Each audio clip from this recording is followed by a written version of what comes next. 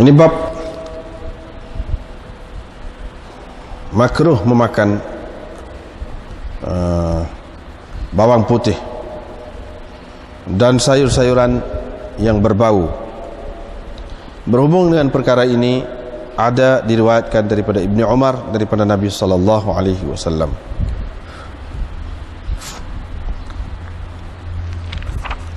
Atau ini bab larangan daripada memakan bawang putih dan sayur-sayuran, yakni yang berbau seperti bawang putih.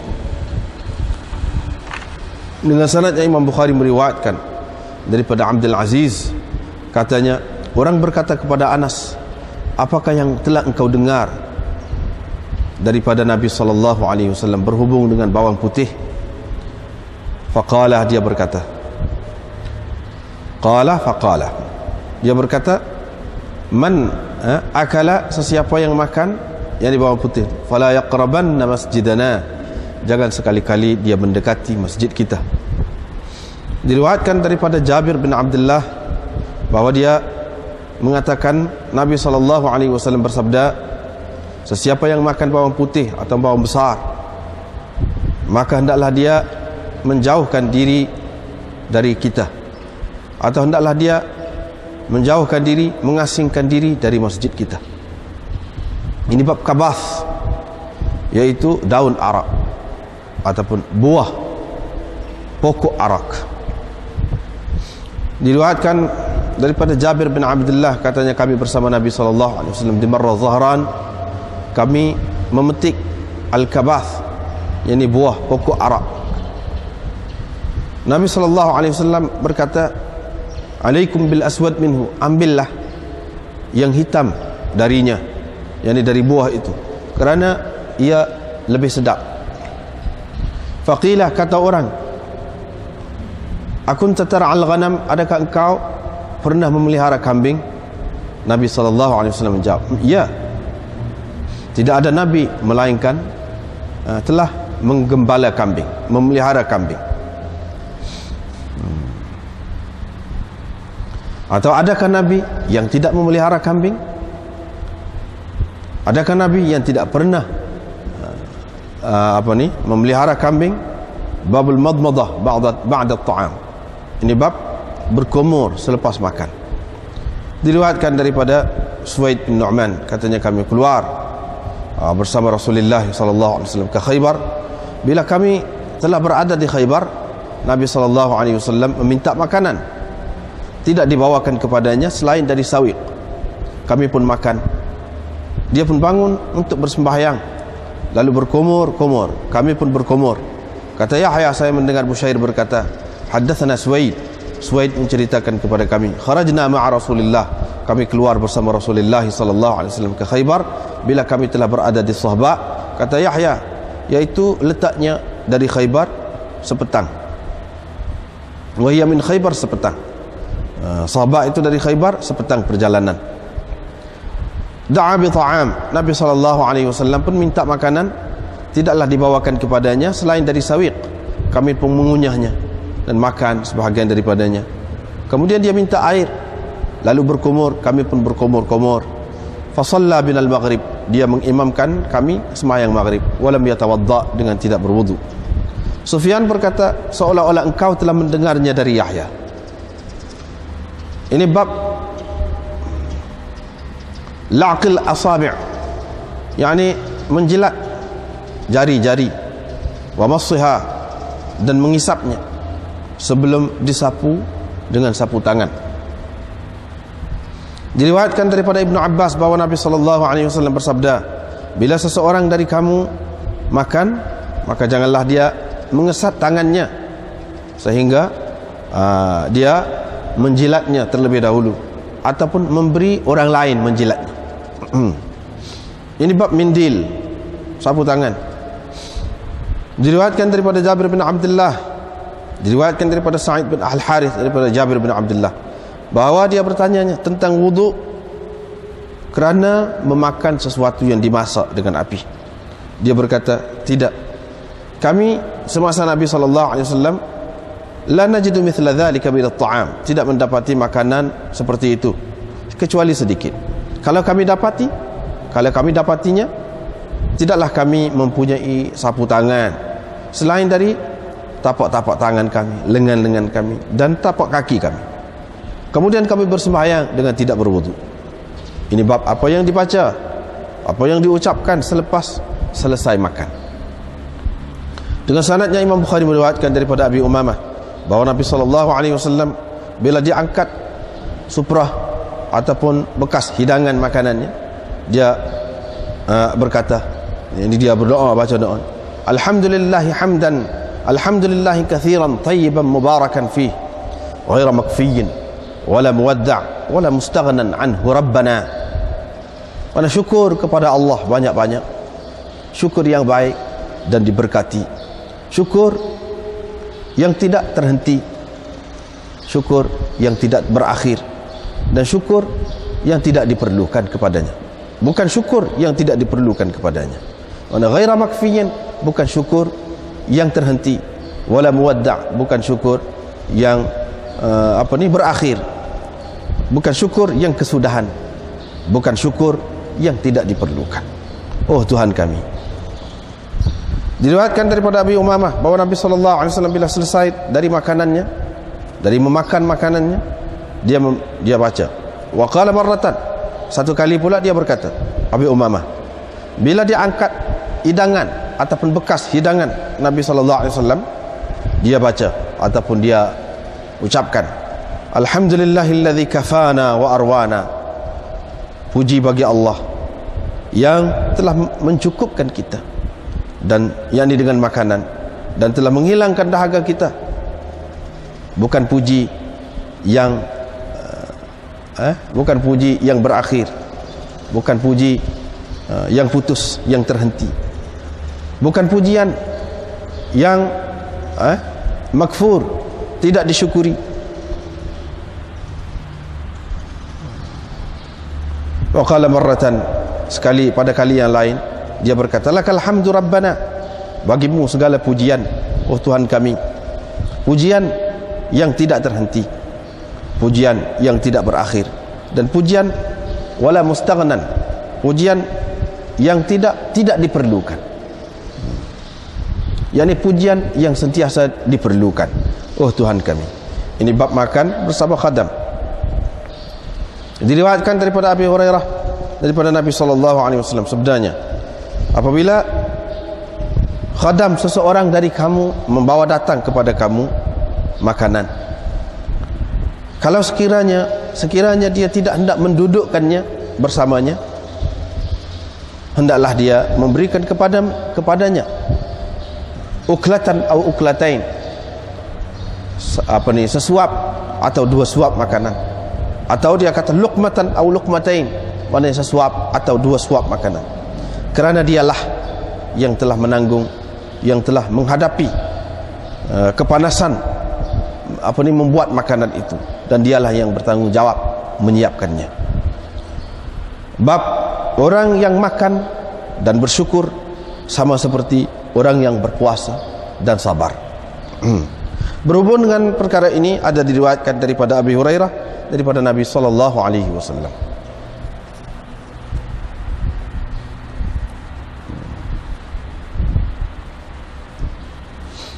Ini bab ar-rajul yud'a ila ta'am, seseorang itu dipanggil, dijemput untuk makan, maka dia berkata, dia ni ada bersama saya. Kata Anas, bila engkau masuk ke tempat atau ke rumah seseorang muslim yang tidak dituhmah, yang tidak dituduh tidak baik, maka makanlah sedikit sebanyak makanannya, dan minumlah min syarabihi, sedikit sebanyak minumannya. Diriwayatkan daripada Abu Mas'ud Al-Ansari, katanya ada seorang Ansar dipanggil Aba Syu'aib. Dia mempunyai hamba yang yang menjual daging.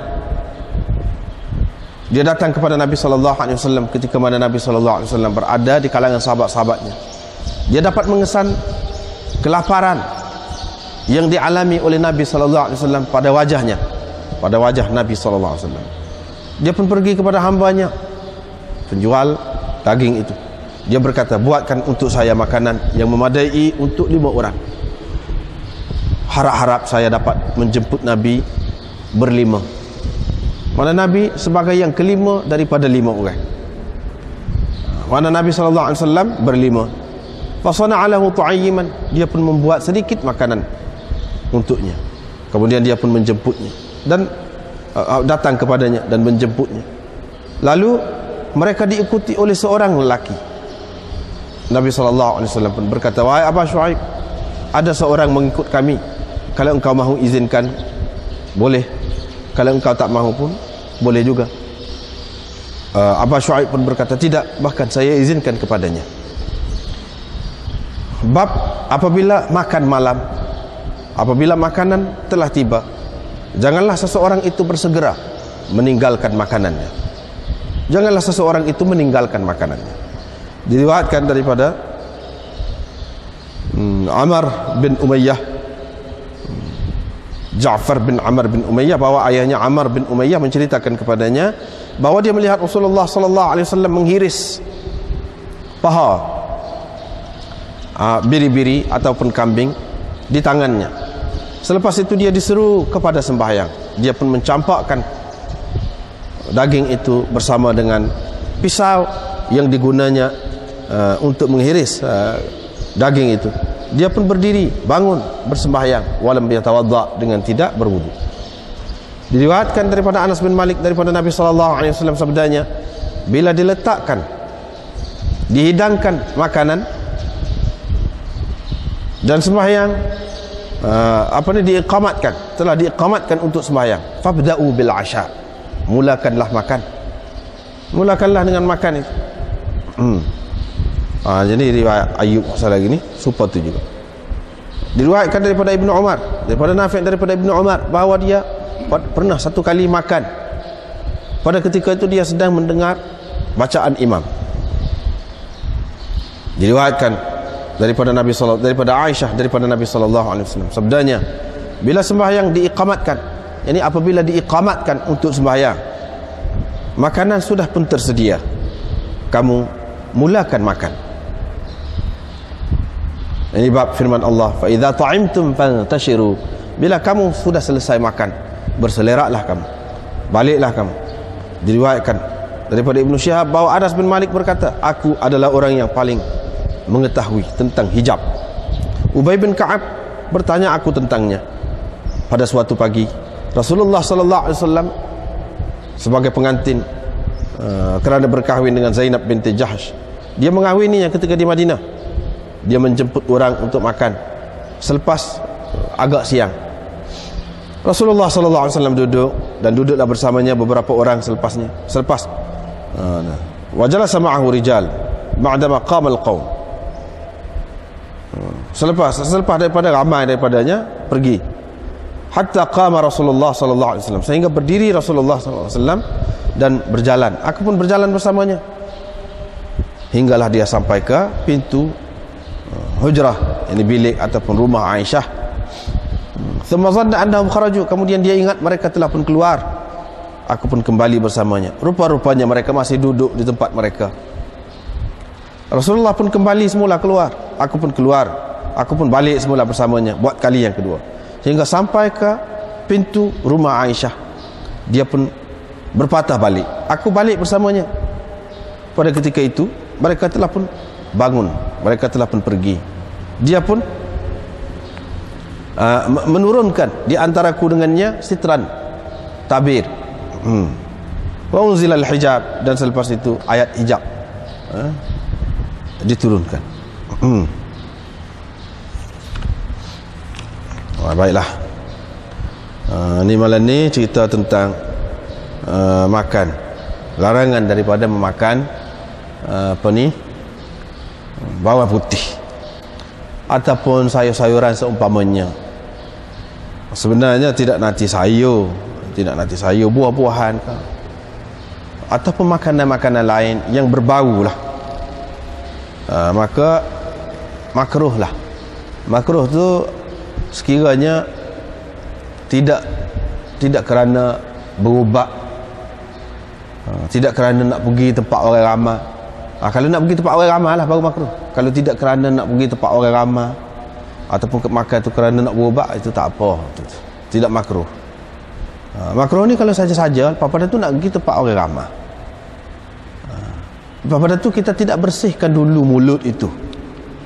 Kalau kita boleh bersihkan mulut itu dengan menghilangkan baunya, kita pula tidak jenis selalu sendawa, tak apa kalau begitu. Tapi biasanya pasal dia ni jenis angin, makanan-makanan ini jenis berangin, jadi nak jadi sedawa lah. Jadi kalaupun gosok gigi pun dia masih lagi bau tu keluar daripada maidah dia tu. Jadi sebab itu dilarang. Jadi ini sebenarnya larangan ini untuk menjaga jamaah, jaga orang ramai. Sebenarnya maksud dianya untuk menjaga orang ramai, takut orang terkilas jadi berasa tak sedap hati dengan kita. Kerana tu termasuk di bawah usul tu lah. Termasuk di bawah usul tu. Seperti mandi pada hari Jumaat, Nabi SAW larang pergi tanpa mandi, suruh cemur air wangi pasal pergi tempat ramai. Jadi tidak nanti semaya tempat semaya, tempat-tempat lain dalam majlis-majlis pun begitu juga. Dalam majlis-majlis pun begitu juga. Apalagi di tempat-tempat yang bersih, tempat-tempat yang dihadiri oleh malaikat, dengan adanya bau-bau busuk tu, malaikat tidak suka. Gitulah maksudnya. Jadi tempat majlis ramai, orang Islam berkumpul ramai, malaikat pun sukalah, pasal itu membawa rahmat. Jadi kita bawa pula benda yang mengeruhkan keadaan itu, tak molek lah. Itulah maksudnya di sini. Bukan khusus dengan bawah putih saja. Jadi dari segi khasiat dia tu, suku hak tu ambil kira suku hak tu. Dari segi khasiat dia, hak tu bincang dalam bab Tibbun Nabawi lah. Tibbun Nabawi memang ada kelebihan dia hak tu. Hak tu untuk berubat. Hak ni dengan maksud saja. Mana kita kena lebih utama jaga orang ramai. Jangan sampai apa nama ni dia tu berasa hati lah, tak sedap rasa. Dia takut nak pukul hidung dia, takut kita serah hati pula dia. Padahalnya apa nama ni, dia bau tak sedap daripada mulut kita. Jadi tidak nanti makan ni kalau mulut dia tu bau, jenis bau ada penyakit pun molek tak sah, minta maaf. Kalau nak kecek tu tutup mulut kau kalau terpaksa kecek, atau tak sah kecek. Tidak nanti hal ni saja, tempat kita ni lebih banyak lagi orang makan huduh. Tempat kita ni petah lah, wajah ni lah, waduh iya lah, tu kuat belakang tu berangin kuat, jadi sedawa, tak boleh nak semaya. Jadi tidak nanti semaya lah masa-masa mana-mana pun, umum hak ni. Cuma disebut sebab di sini, disebut sebab. Banyak lagi lah rokok lah, isap rokok, tu pun kuat juga bau, lekat di baju apa semua tu. Jadi hak tu semua tu tak molek belakang. Makruh, paling kurang makruh. Boleh jadi bawa kepada haram. Boleh jadi bawa kepada haram kalau sekiranya siapa mengganggu orang, jadi orang bobel pula, dia bobel, dia ngopak kita, dia ngopak tu buat kita, dia dosa. Dia ngopak tu haram buat kita, dia ngopak.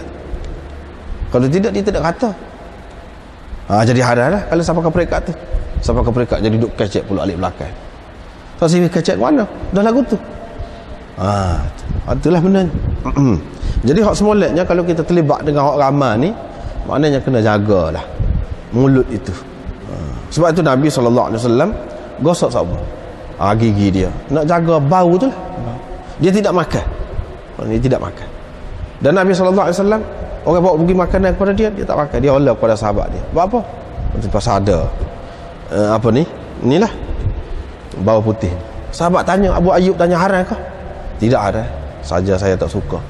Ataupun dalam riwayat lain dia kata, fa inni unaji man la tunaji, aku kecek dengan orang yang kamu tak kecek. Jadi Abu Ayyub berkata, akrahu ma takrah, saya pun tak suka jugalah apa yang kau tak suka. Ada sahabat yang makan tak kisah. Dalam riwayat yang lain pula Nabi SAW kata, kalau nak makan, makan hak masak. Maknanya hak tidak masak tu tak boleh. Hak tidak masak, hak metah tu dia kuat lagi bau. Jadi kalau dimasak, tahan bau dia tu tidaklah jadi kuat sangat. Lepas tu gosok gigi pula, tak apalah kalau dalam keadaan begitu.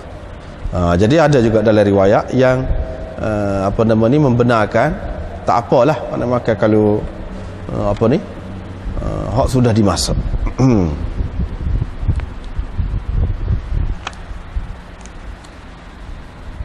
Inilah di sini disebutkan, iaitu Anas mengatakan, orang tanya dia berkenaan dengan thum, yakni bawang putih. Sesiapa yang makan, janganlah sekali-kali dia mendekati masjid kita. Jangan sekali-kali. Nak duduk dalam masjid ni biar bersih, biar cuci, biar bau sedap. Gitu. Hak dari segi zahir tu, hak lain-lain pun, hak dari segi batin pun, biar kita dapat benda yang molek-molek lah dalam masjid tu. Gitu maknanya.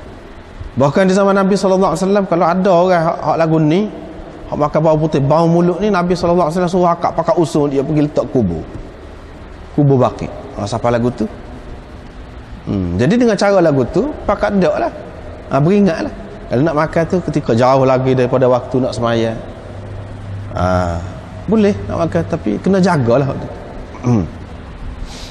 Jadi segala-galanya contoh dia ni semayang masjid. Maksudnya bukan semayang masjid saja, duduk dalam perkumpulan lah, dalam perhimpunan umum, terutama tempat-tempat yang baik, sebab tempat-tempat tu malaikat pergi. Jadi bila busuk, malaikat tak suka.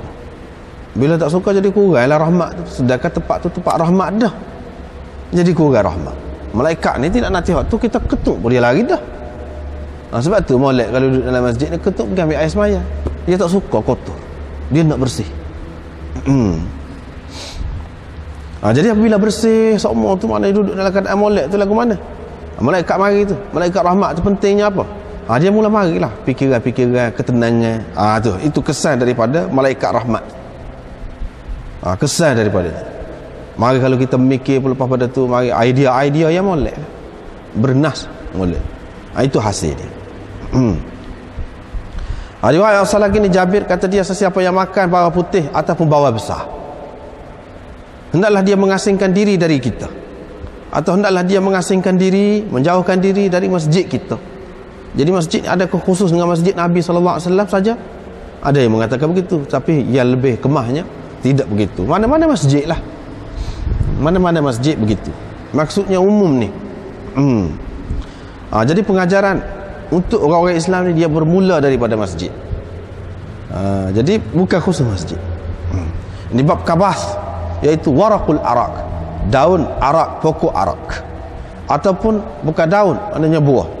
Dalam setengah apa nama ni nuskhahnya samar, dalam setengah nuskhah lagi tamar bagi pokok arak, maknanya buah lah, samar bagi pokok arak.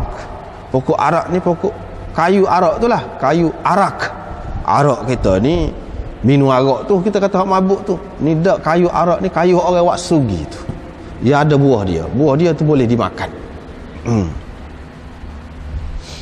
Pokok tu pokok arak orang panggil, sebab kita ni tak ada. Dalam bahasa Urdu dia panggil pilu. Pokok pilu. Diriwayatkan daripada Jabir bin Abdullah, kata dia, kami bersama Rasulullah SAW di Marra Zahran. Dia petik, kami duduk petik kabath. Kabath tu buah pokok arak tu. Nabi SAW pun kata, alaikum bil aswad minhu, ambillah yang hitam dari buahnya, kerana itu sedap.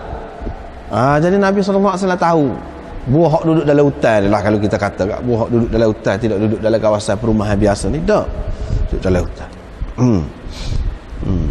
Jadi orang pun kata lah, adakah engkau pernah menternak kambing, menggembala kambing? Jadi dia tahu ni buah dia gini, rasa sedap. Dia tahu ni sebab ni bagi orang yang gembala kambing biasalah, dia nak pergi makan daun apa tu, pergi dalam hutan tu. Jadi ada orang tanya, Rasulullah, engkau biasa pegang kambing kah? Dia kata ya. Wa hal min nabiyyin illa ra'aha, adakah nabi yang tidak memelihara kambing? Maknanya tak ada. Semua nabi Allah SWT takdirkan pegang kambing. Pegang kambing semasa budak-budak, semasa kecil pegang kambing. Apa hikmatnya? Hikmatnya untuk mendidik lah. Didik, jaga, untuk jaga tu. Jaga. Jadi kambing ni yang perlu kepada penjagaan yang baik. Kalau hujan, kena pergi eret kelik. Sebab kalau tidak kan jadi kembung perut. Jadi kembung perut susahlah, mudah nak mampu. Jadi kalau orang yang biasa jaga ni dia ingat. Itu sebagai latihan kepimpinan lah kita kata. Latihan kepimpinan. Jadi bila dia ada ni benda hak merah ni dia kena ingat. Nak pergi mana-mana pun tak boleh ni. Makanya nyanyalah ke binatang tu. Lapar lah. Nyaya ke binatang. Jadi dia mikir. Ada benda yang dia kena jaga. Jadi pada masa-masa dia tu dia kena itu. Jadi moleklah kita mengasuh diri kita, terutama budak-budak, dengan benda-benda hak lagu tu jaga baru dia ingat. Semula anak dia kalau dia ingat mana anak tak makan lagi tak boleh ni, kena balik ni, atau pergi mana-mana kena awak kelik ni makanan ni, kalau tidak lapar budak-budak ni. Dia jadi mikir gitu. Lagi kan binatang pun dia fikir untuk jaga makan minum dia tu, untuk jaga daripada serangan pemangsa dia tu. Apatah lagi kalau manusia, bagaimana kalau dia jadi pemimpin? Dia jaga dengan baik. Itu tujuannya. Tu dia kata kullukum ra'in, setiap daripada kamu itu adalah penggembala. Penggembala tu maknanya penjaga lah. Penjaga. Itu tujuan hikmat perah kambing itu. Lepas pada tu dia binatang yang lembut, beraluh. Jadi beraluh. Jadi hak tu pun kesan dia molek. Sebab itulah dalam syariat Islam ni dibenarkan makan makanan daging-daging binatang yang jenis lembut, yang halus begitu, tidak jenis kasar, tidak jenis ganas lah. Contoh-contoh ganas tu makan dengan cara tekan kau, ada taring kau, dengan ada cakar kau, gitu. Jenis ganas begitu, tidak. Dia memberi kesan juga kepada jiwa tu. Jadi bila perah kambing payah-payah, sembelih kambing, makan daging dia tu. Jadi daging dia tu molek lah. Susu dia tu. Jadi hak ada faedah gitu, perah hak ada faedah gitu. Jadi nak ayatnya kabas itu, iaitu buah pokok arak. Jadi makanan ni maknanya hak duduk dalam hutan tu boleh tahan nak makan, boleh tahan nak cari. Nak ayatnya situ. Jadi hak mana-mana kita boleh makan tu kita ambil lah manfaat daripadanya. Ambil lah manfaat. Setiap hak Allah SWT buat tu ada khasiat dia sendiri. Lepas pada tu ada kurang sedap, ada hak sedap. Kalau masak, kalau buah ni kalau masak sedap. Kalau kurang masak tak sedap. Setengah-setengah buah tu orang makan hak ketika putih, kalau dah masak tak sedap. Ada juga. Dan setiap peringkat tu maknanya ada ada khasiat dia.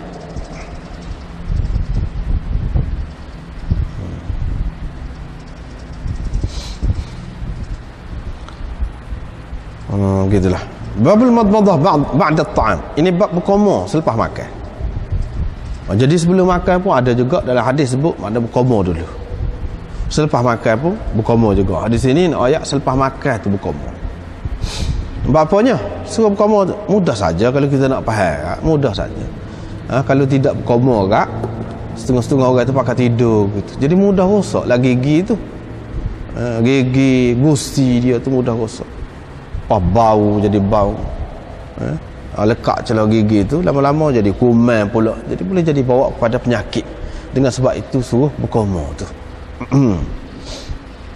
Jadi berkomor tu molek lah.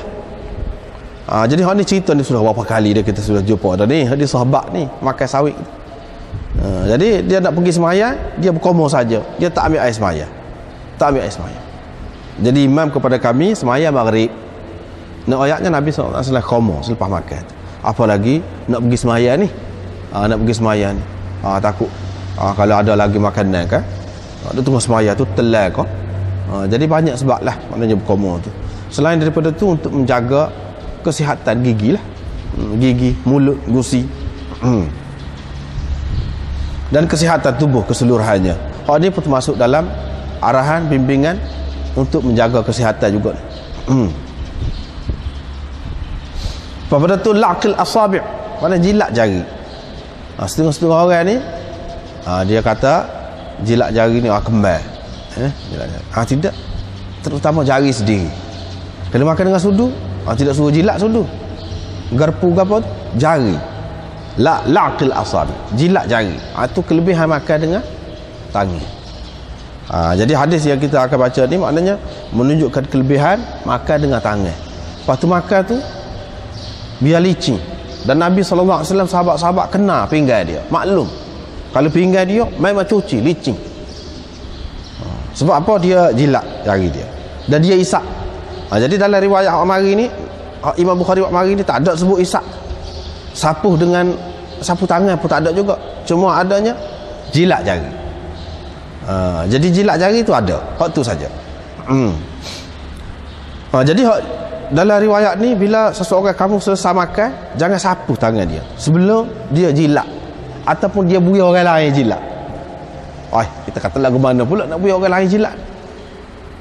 Hak ni hak terang, hak terang. Jadi dia khasiat dia besar tu orang tak tahu. Len ni baru ramai orang tahu khasiat jilat jari. Rupanya bila kita makan tu, dia ada keluar tu. Dia keluar macam peluh-peluh halus-halus, dia keluar tu.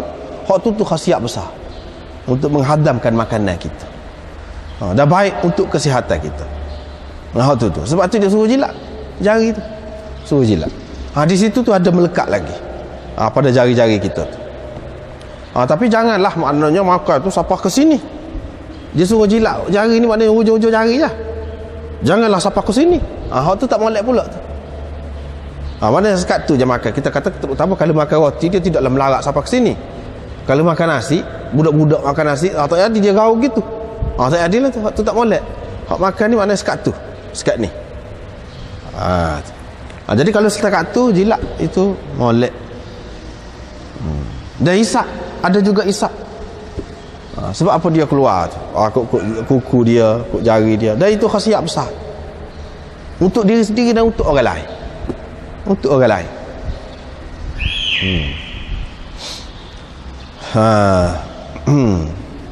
Ada orang gila. Ini pengalaman daripada buku yang kita baca. Diceritakan oleh orang pesakit-pesakit lah, hasil daripada ni. Orang gila, bertahun-tahun gila, cakap berubat tak siap. Duduk dalam hospital lah, dalam buat gila. Satu kali dia sedar molek. Ada orang kata, makanlah lebihan sisa orang Islam. Kalau sisa makanan orang Islam ni jadi penawar. Dia lekat hal tu. Dia pun makanlah dengan niat ikut sunnah Nabi SAW. Jadi mana-mana lebih gula orang lebih tak habis kan, orang makan dengan tangan, dia ambil tu. Air orang minum tak habis tu, dia ambil, dia kumpul, dia minum tu. Minum hak tu, makan hak tu. Selepas pada tu 7 bulan dia amal aku tu. Siap pakai su. Padahal dia ada sertifikat tu. Dia ada sertifikat gila. Dia tunjuk kepada pengarah Hakim Mahmud, Tariq Mahmud. Seorang doktor di Pakistan. Maknanya seorang tu rakyat ke dia tunjuk sertifikat dia, memang dia gila.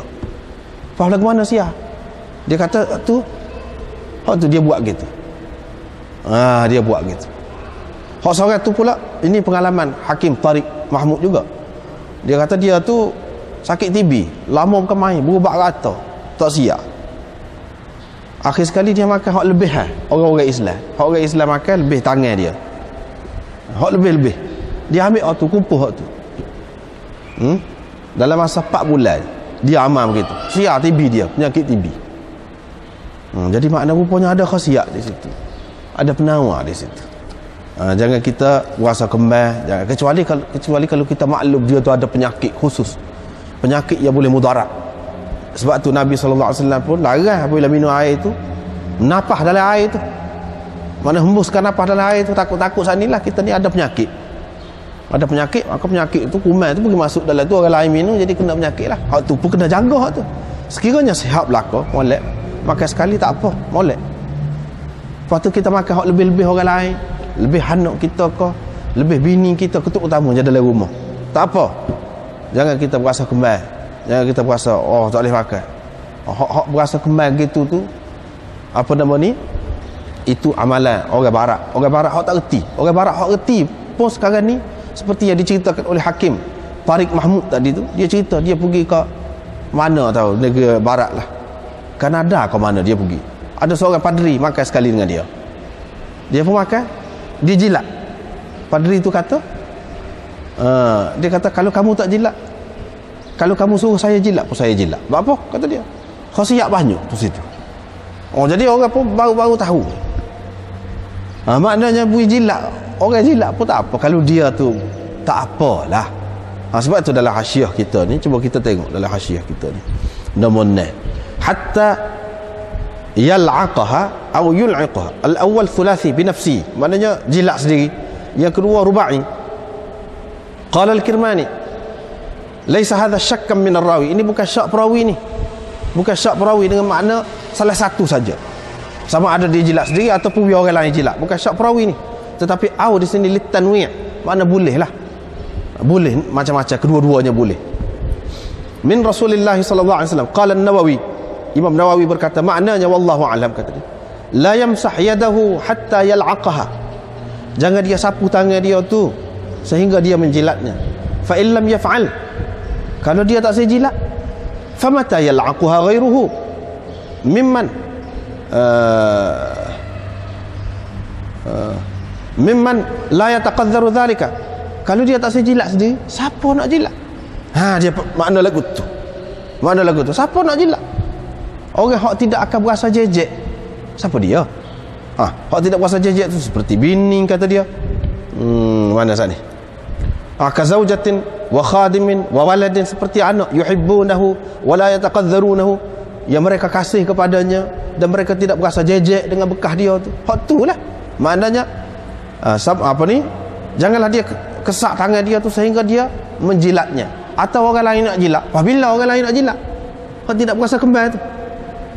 Kalau ada orang nak jilat pun, maknanya anak bini dia lah, dekat-dekat dengan dia lah. Dengan sebab itu, maknanya pastikan jilat sendiri. Tu maksud Imam Nawawi. Maksud Imam Nawawi, pastikan jilat sendiri. Sebab apa? Siapa nak jilat bekas tangan kita tu? Kecuali orang-orang yang rapat benar dengan kita, yang kasih benar kepada kita, yang tidak berasa jejek. Itu pendapat dia.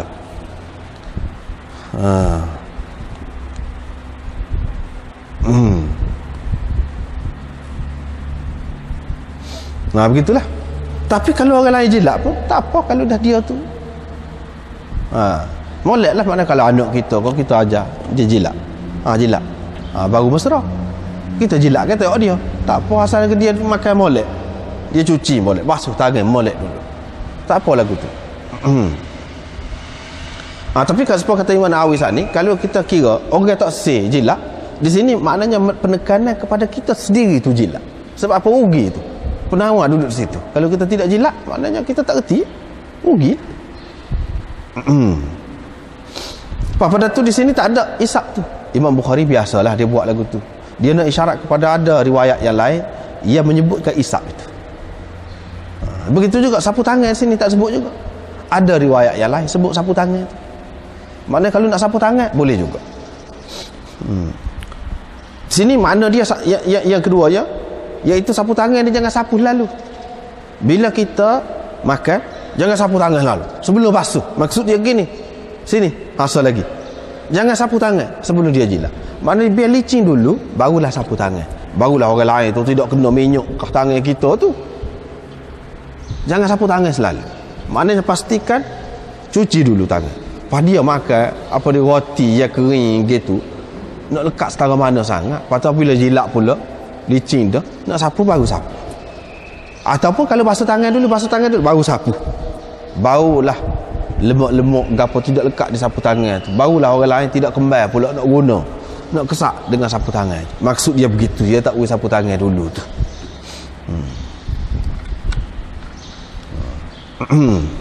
Mana kena cuci dululah.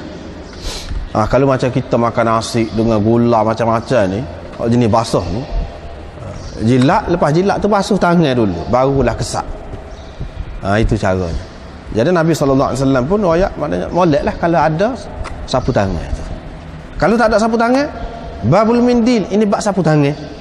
Pula sebab pada tu. Jadi kami tak ada sapu tangan, maknanya kalau ada sapu tangan kami kesak sapu tangan. Jadi kami dulu hidup cara sederhana sangat, kata dia. Jadi lepas makan tu gak pakai sapu-sapu tapak tangan gitulah. Dah moga dia makan ke dia roti, makan buah tamak pada sapu gitu je lah. Ataupun sapu lengan, sapu. Tidak kata cerewet, kata solek sangat, tidak. Ataupun sapu tapak kaki ya, sapu tapak kaki. Sapu tapak kaki. Gitu.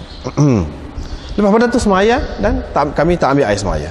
Nak ayatnya mudah, sahabat-sahabat ni tidak kata cerewet. Kita pun begitu jugalah. Mana dalam rumah kita tu molek adanya. Di sini rakyat bukan sapu tangan tu tak molek. Kalau kita senang ada sapu tangan tak apa. Tapi kalau tak ada, tak usahlah susah payah sangat. Siapa marah masa muka ke bini, buat tak ada sapu tangan. Tak perlulah siapa begitu. Jadi kalau ada sapu tangan, ya tak apa. Tak ada pun buatlah. Cara tak ada. Gitu. Kalau kita nak pastikan suruh ada kak, terutamanya hak kerja-kerja dah, hak tuak jadi kepala dalam rumah, pasti belilah, beli. Cadar selalu. Banyak-banyak. Hak ni, hak ni. Hak ni, hak ni. Tak apa juga kalau lagu tu.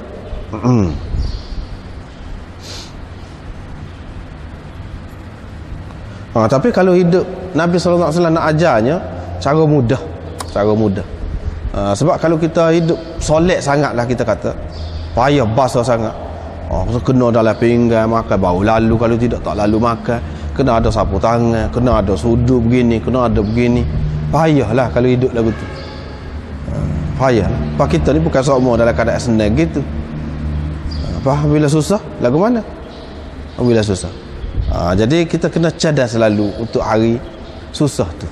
Sekurang-kurangnya jarang-jarang sekali makanlah dalam keadaan apa yang ada, tak perlulah susah-susah sangat. Ini bab apa yang dibaca oleh seseorang itu bila selesai daripada makan. Jadi Nabi SAW bila dia angkat maidah dia, bekah makanan itu, dia baca alhamdulillahi katsiran, syukur kepada Allah banyak-banyak. Ini bab apa yang dibaca oleh seseorang itu bila selesai daripada makan. Jadi Nabi SAW bila dia angkat maidah dia, bekah makanan itu, dia baca alhamdulillahi katsiran, syukur kepada Allah banyak-banyak. Syukur yang baik, syukur yang diberkati, bukan syukur yang terhenti, bukan syukur yang berakhir, bukan syukur yang tidak diperlukan. Mana tak silap tu. Jadi syukur kepada Allah banyak-banyak, bukan sikit-sikit. Syukur yang baik, syukur maknanya dengan hati yang tenang betul lah, puas hati betul, yang baik, yang diberkati. Syukur atas sesuatu yang diberkati, mana kita makan tu dengan harapan Tuhan memberkati makanan itu untuk kita. Ghaira makfiyin, syukur bukan syukur yang terhenti, mana kita tak say hak ninya kali ni ya syukur, semula tak syukur, tak say lagu tu. Mana biar sama-sama ni kita ni syukur kepada Allah SWT. Apa makna? Biar sama-sama ada nikmat Allah SWT yang kita boleh syukur sama kepada dia tu. Itu maknanya. Luah makna dia tu. Mana ghaira makfiyin tu maknanya bukan syukur yang terhenti. Kalau syukur yang terhenti lagu mana? Lah ni ya Tuhan beri nikmat. Pada tu tak ada dah. Minta janganlah lagu tu. Minta Allah SWT beri lagi nikmat yang seumpama itu, ataupun nikmat-nikmat yang lain, supaya kita boleh syukur pula pada dia. Tak terhenti syukur kita kepada dia. Tu maknanya. Ataupun makna dia kita tu sentiasa ingat semua kepada Allah SWT atas nikmat dia. Jadi kalau lagu mana makanan dia beri pun kepada kita, kita syukur semua. Itu makna ghair makfiyan anhu. Wala muwadda'in, syukur yang tidak syukur akhir, syukur terakhir. Janganlah makna lepas pada ni maka mati. Tak sih, mana syukur yang terakhir, syukur selamat tinggal. Tak sih lah lagu tu. Makna lepas pada ni biar syukur pula, boleh bersyukur pula. Makna boleh makan sedap pula. Lepas pada ni makan pula, syukur pula. Secara tidak langsung dia doa panjang umur.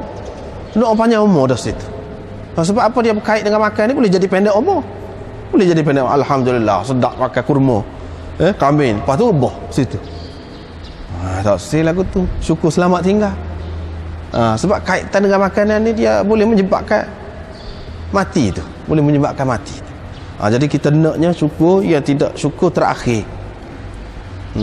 Mana biar banyak kali kita boleh syukur, bukan kali tu saja kita menikmati kelazatan nikmat Allah SWT nya, lepas pada tu gak tak ada dah. Tidak gitu. Ataupun kita jadi sakit, kalau tidak apa ni, tidak mati pun sakit, mana sehingga tak boleh makan, tak boleh nak syukur dah atas nikmat seumpama itu. Kali terakhir makan hak tu, tak sah juga lagu tu. Itu makna secara tidak langsung makna kita doa supaya kita selamat daripada penyakit. Hak sedap saat ni, sedap sungguh, dan tidak memberi kesan yang tidak baik pada kita. Itu makna dia. Wala mustaghnan anhu, dan syukur bukan syukur yang tidak diperlukan. Mana kita sentiasa berasa perlu sama bersyukur kepada Allah SWT. Kita ingat banyak benar nikmat dia kepada kita. Tak dapat tidak, kita kena bersyukur kepada dia. Kita berhajat kepada dia. Bukan tak perlu syukur. Yang kedua tu pula tu juga wala makfur. Jadi tidak disyukuri. Bukan syukur, bukan puji yang tidak disyukuri pula kemudian. Mana kita kufur pula kepada nikmat dia. Kita tak ingat pada nikmat dia. Tak salah lagu tu. Mana biar sama-sama lah. Begitu juga sepatulah Rabbana, oh Tuhan kami. Yang ini itulah harapan kami. Itu doa hot sini. Dalam Abu Daud pula. Lagu lain pula doa tu. Banyaklah kita boleh belakang nak guna mana-mana. Sekali kita guna ni, sekali kita guna ni. Doa tu boleh. Kalau ada masa panjang nak baca belakang, lah gila, tak apa lagu tu pun. Tapi dalam riwayat-riwayat ni dia ayat hak ni setakat ni tak ada capur banyak tu dak. Ketika ni gini, sebab banyak kerja lain lagi nak pergi buat lah hak lain tu, bukan kau duk apa nama ni nak baca doa tu doa ni. Yalah, kalau hak uzur hak tua hak tak ada nak pergi mana tu, banyak doa tak apa, ambil berkat doa tu. Jadi dalam Abu Dawud ada sebut alhamdulillahillazi at'amana wa saqana wa ja'alana minal muslimin. Begitu. Hak tu biasanya rekah. Rekah.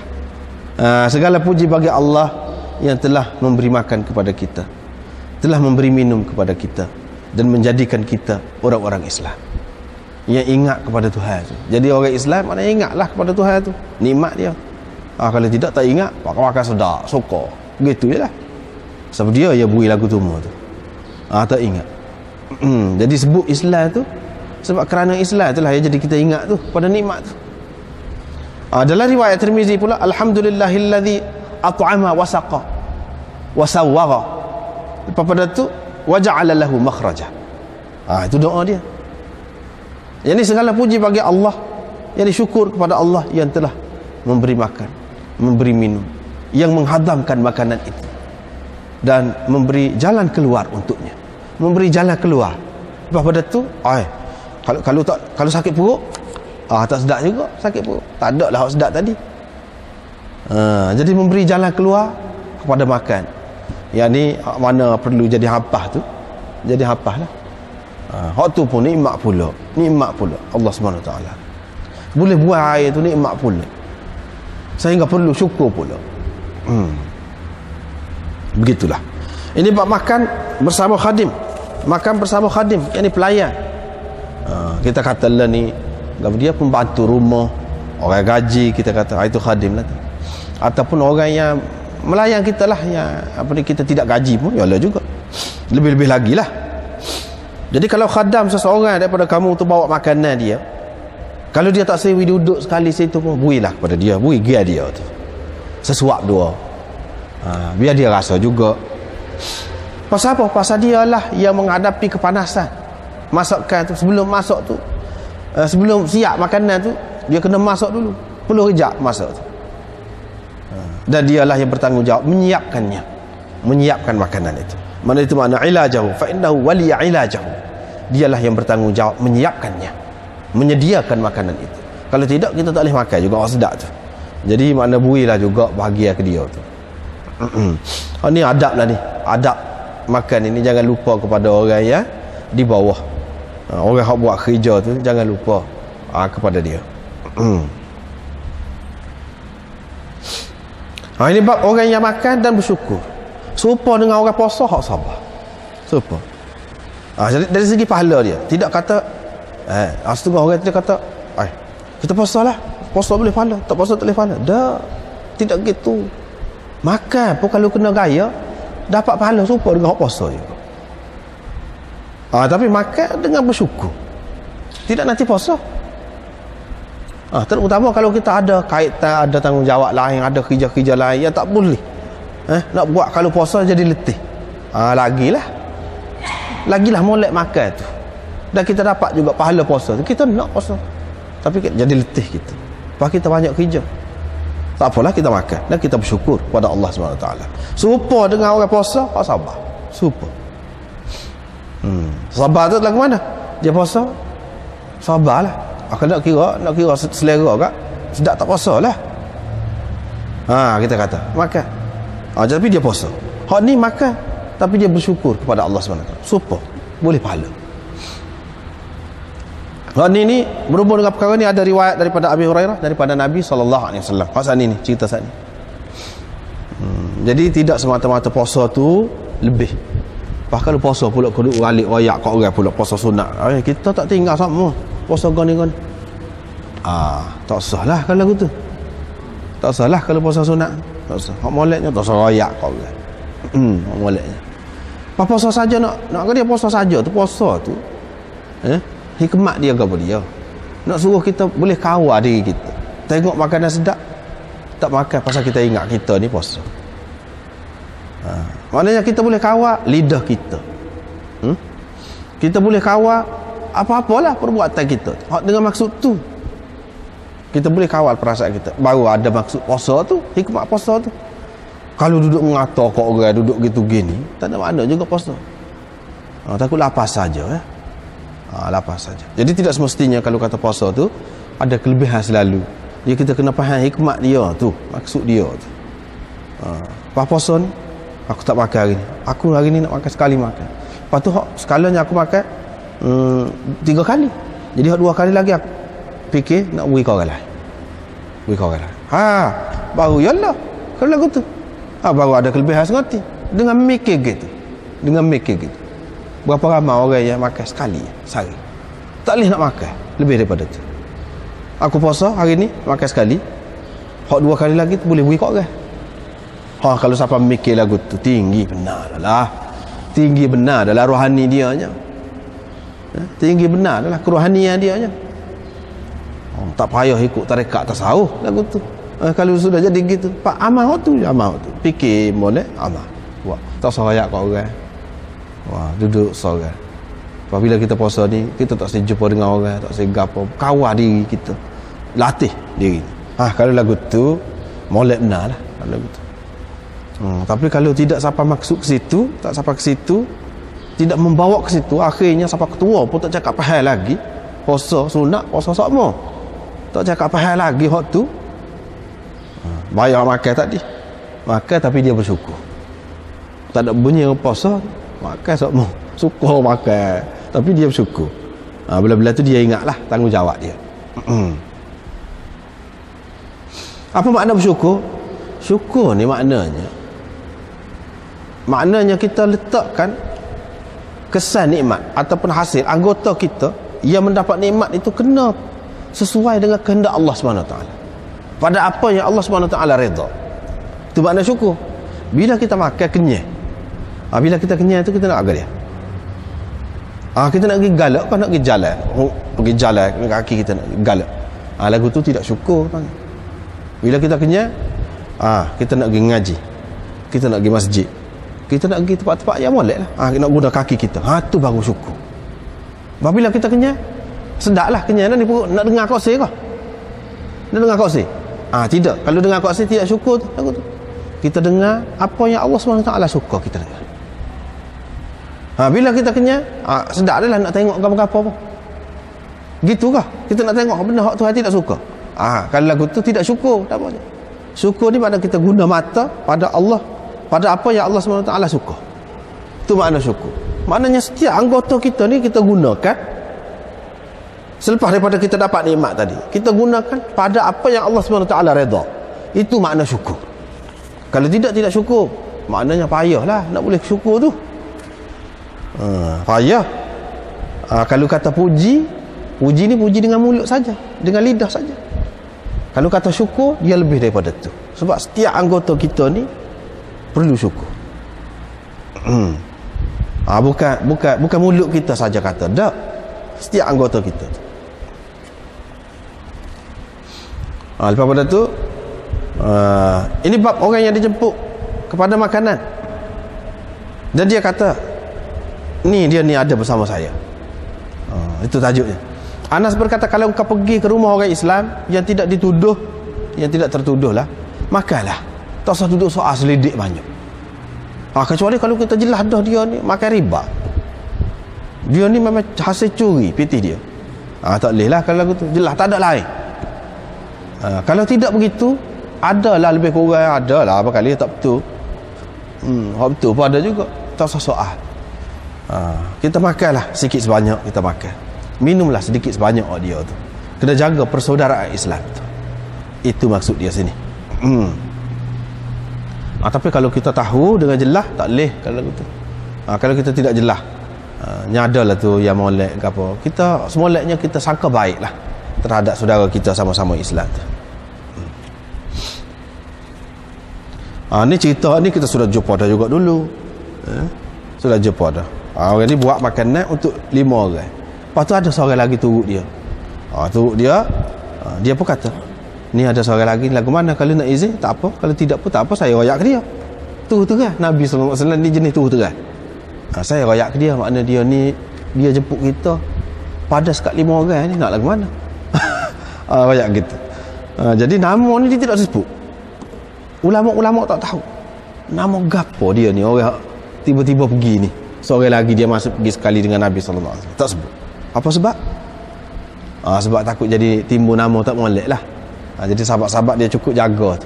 Padahal dia tahu, takkan tak tahu. Dia tak seroyak. Biar tu hilang gitulah cerita tu. Mungkin adalah hal dia sendiri pada masa tu, jadi dia gitu tu. Pada tu tuan rumah tu pun sendiri sudah benar dah. Kok mana-mana pun nak ayat pengajaran kepada kita di sini, yang makna kalau tuan rumah tu ajak untuk sekian ramai, kita tak boleh lah sewena-wena suka-suka hati kita nak ajak orang tu orang ni, tak boleh. Takut tak cukup, malu dia. Faham orang pula duk bobel kata, pandai panggil orang. Faham tak? Tak cukup. Baru nak pula. Faham tak? Mentah pula. Pula duk bobel pula. Ya dianya habis cakap gaduh nak suruh, takut tak cukup. Tak cukup ni apa? Buat teramai mari. Hak tengah-tengah ni lah, hak tak tahu mana. Orang panggil Tufaili. Tufaili hak lagu tu. Tufaili ni apa saya kau dia kalau pokok gak apa saya khabak di pokok lain itulah, lilik lain, lama-lama tuan asal tu sendiri tu jadi kuruh. Tuan asal sendiri tu kuruh. Jadi segar dia. Gitulah. Kalau nak bawa orang boleh, kena tanya dulu. Kena tanya dulu. Lepas pada tu, kalau sudah makanan tersedia, jangan gaduh. Makan dulu. Sehingga kalau semaya tu penting, jemaah tu penting. Kita lapar sangat, makan biar kenyang dulu. Biarlah tak ada jemaah. Mengikut mazhab Zahiri, tak sah semaya. Kalau pergi semaya juga tak sah semaya. Kalau dia lapar, dia kena makan dulu. Apa-apa ya cadang masa tu cadang selalu nak makan sokmonya. Ni maksud bukan sokmo ni. Ibnu Umar ni pun dia kata pernah satu kali. Dia dengar tu imam duk baca, duk semaya lah. Dia duk makan lagi. Relax je makan tu. Makan tu pula jangan gaduh. Makan jelik pula kan. Tak apalah. Setengah-setengah orang bulan puasa tu, dia gaduh, dia makan sikit. Lepas tu pergi semaya, tak tenang perasaan dia. Dia teringat-teringat ke makanan, gaduh-gaduh pula semaya. Lepas tu nak pergi makan pula, tak payahlah, makan dulu. Lepas makan siap sudah, pergi semaya. Boleh juga lagu tu. Tapi kalau nak buat makan dulu sikit, lepas tu pergi, boleh juga lagu tu, tak apa juga. Tapi kalau siapa tak kenyang, teringat pula kepada makanan, letih peluh semaya ni, belah-belah peluh lapar, tak cukup makan sana, jadi baik makan dululah kalau lagu tu. Tapi jangan dijadikan kebiasaan lah.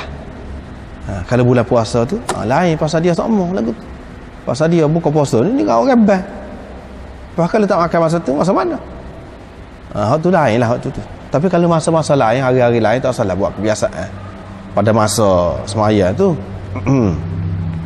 Tapi kalau kita tidak nak pergi jemaah, nak bergaduh, kita boleh buat jemaah sendiri ke, ataupun kita nak semaya sendiri, kita ada hal kita sendiri, tak apalah, tak terikat waktu tu, makanlah, lepas tu kita semayalah dengan tenang-tenang, tak ada masalah waktu tu.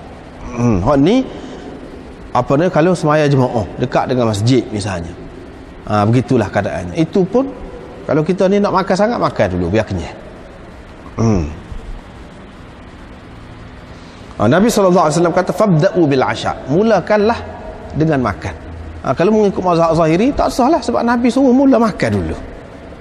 Lepas makan tu biar kenyang, sebab kalau tak kenyang jadi tujuan suruh makan tadi pun nak suruh khusyuk sembahyang lepas pada tu. Lepas kalau makan tak kenyang, tak khusyuk juga. Makan biar kenyang Serupa juga Nabi SAW larang seorang itu semaya wa huwa yudafi'uhu al-akhbathat, dalam keadaan duduk berlawan dengan kecing dan berak. Duduk berlawan, duduk tahan. Nak kecing, duduk berlawan dengan orang tu. Nak berak saat ni, pasal apa nak semaya? Tak boleh lagu tu. Pergi dulu biar puas-puas dulu, lepas tu baru semaya. Sebab orang mukmin yang apa nama ni, qad aflahal mu'minun, mukminun yang berjaya itu alladzina hum fi salatihim khashi'un, orang yang khusyuk dalam sembahyang dia. Nak khusyuk itulah Nabi sallallahu alaihi wasallam royak cara-cara dia. Kalau dalam keadaan lagu ni tak khusyuk sembahyang, jadi kena atasi lah. Kalau dalam keadaan lagu ni tak khusyuk, ni tujuan apa ni nak suruh buat gini ni? Nak suruh khusyuk sembahyang, nak dapatkan khusyuk sembahyang. Itu tujuan. Nak jaga sembahyang. Sembahyang tu perkara yang penting. Bahak penting dalam sembahyang tu apa dia? Maksud nak khusyuk. Khusyuk. Nak jaga hak tu. Jadi ini adalah cara-cara untuk dapat khusyuk sembahyang. Patutlah. Habislah situ. Firman Allah Ta'ala, bila kamu selesai makan, pergilah. Ni kalau tempat ramah, terutama tempat tu tak cukup, ruang dia tu tak cukup. Lepas pada tu kerja kita kata jo kakak lah, tak ada, tak berapa ramah. Jadi kita makan tu, bila selesai makan, boleh pergi. Gilah. Boleh peluang kepada orang lain pula pasal kursi tak cukup ni. Kursi nak makan ni tak cukup. Jadi jangan duduk borak-borak pula kata situ. Buat-buat labi. Lama bukan main pula duduk buat cerita ni orang lain mari. Susah. Tuan rumah pun susah juga. Tuan rumah. Ni ceritanya. Sebelum hijab, ketika Nabi SAW berkahwin dengan Zainab binti Jahsh, dia buat makan lah. Bila buat makan tu pakai gila. Adalah duduk buah-buah lah, ramai-ramai duduk buah-buah. Nabi SAW pun rasa tak sedap lah. Sepatutnya dia ni pengantin kan ni, jadi builah peluang kepada dia nak jumpa dengan anak-anak bini dia, nak buah-buah dengan bini dia, kenal-kenalan, banyak perkara lagi nak kecek ni. Sepatutnya begitu. Ni dak adalah lambat-lambat faham sikit. Jadi duduk buah. Nabi SAW pun bangun. Kira-kiranya kita kata apa nama ni, macam ada kerja lah, sebenarnya tak ada kerja. Nak suruh orang faham lah bila tuan rumah negeri ni tak ada ni. Mana? Lepas tu tak apalah, kita pergilah. Gitu. Tak, balik mari ada lagi. Khabar kau dah mau tu pergi dah. Lepas pada tu duduk tu Nabi SAW pun pergi semula pula. Jadi dia nak ayak takut serati. Dan bukan kata jepuk. Dah jepuk. Jepuk untuk makan, bukan untuk buah gitu. Jadi dia mau tak faham lah, payah faham. Jadi bila pergi pula tu, tak lama sampai pada tu Nabi SAW pergi pula. Tak ada dah. Tak apalah. Maknanya gitu, hodnoknya gitulah. Kita kena jaga pergi ke rumah orang ni dari segi masa, kena tengok makan minum, kena tengok lah apa-apa yang perlu, sekadar yang perlu saja. Terutama di zaman sekarang ni, orang tak kira orang hak kampung zaman itu, memang habis masa banyak, rugi masa. Kita tengok dia buat pas jenera rumah kawan tu. Lepas tu kawan tu waktu ambil pula kopi, buat pula isap rokok belah-belah, buat.